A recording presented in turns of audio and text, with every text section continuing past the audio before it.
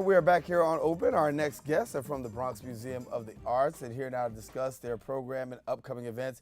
We welcome the Community Engagement Marketing Associate, I should say, Ayesha Akhtar, and artist and educator, Velez, and good to have you. Nice to meet you. Thanks. Good to have you. So it's a good time for you guys. Got an exciting event actually happening today as we got flyers running around the studio.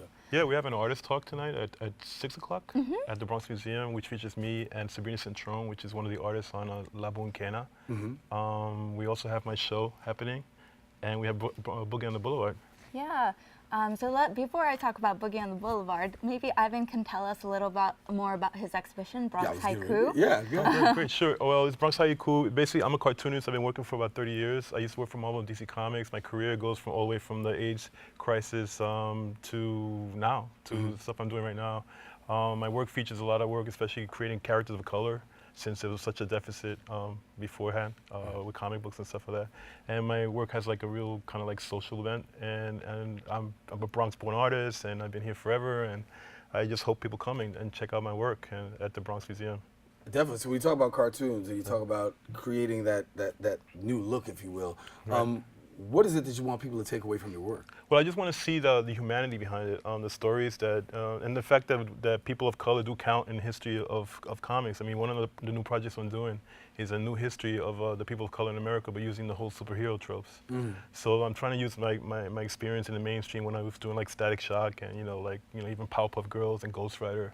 And I'm trying to like bring that into the work to kind of like share, and most of my work right now is as a teaching artist. To try to bring those skills to our community. Very exciting. You can come and check it out tonight and other things happening. And I want to talk about Boogie on the Boulevard. It's our penultimate one this August. It's happening Sunday, August 20th from 12 to noon. And this is so for those folks that don't know what Boogie on the Boulevard is, it's when we close the streets from 162nd to 170th Street. So we're closing the Grand Concourse for like a mile-long stretch.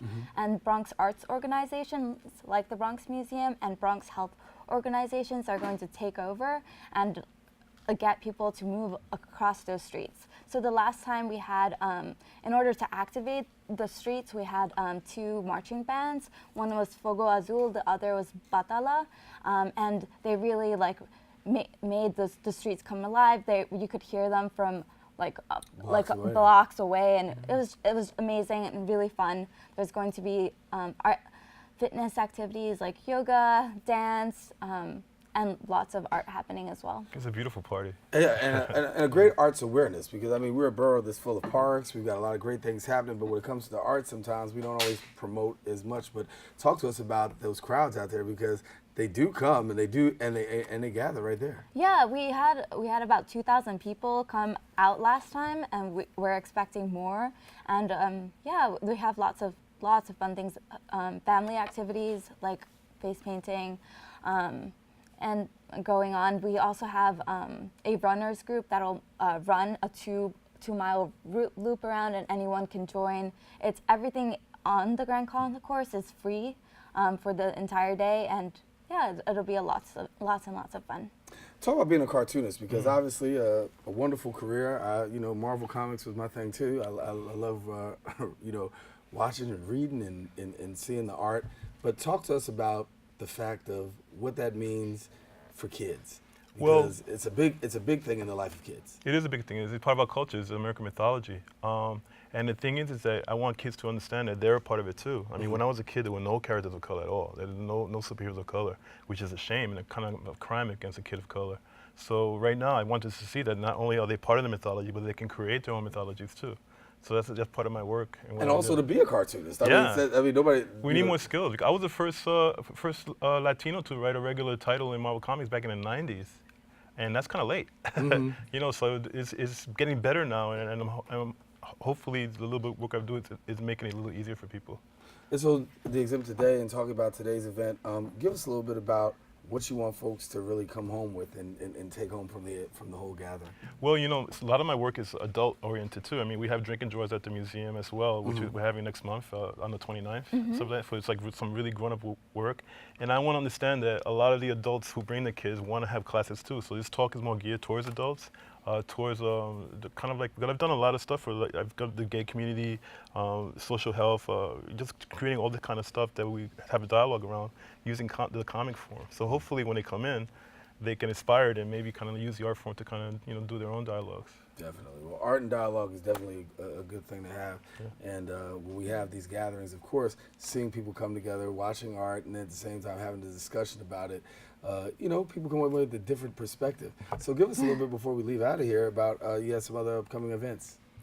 Well, well, we do have Mr. Popple. Mr. Popple's Drink and Draw. That Mr. Popple's Drink and Draw. This happens on the 29th of September, and that's like part of my show too. And we do these events like at the Andrew Freeman Home Bronx Museum, where we have an actual drink and draw. People come and have a few drinks. We have models pose, and have a really good time, and it's free. Yeah. And also pleasant surprise. Yeah. And we also can't forget about our current exhibition alongside Bronx Haiku is AIM. Yeah. The exhibition title is called Bronx Calling, and it features 72 AIM artists, and AIM is Artists in the Marketplace.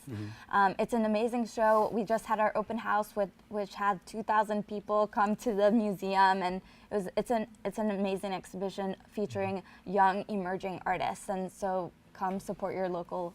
What better way to come to support your local artists and come to the Bronx Museum and see what the work they've done. And so for people who want more information, what do they do?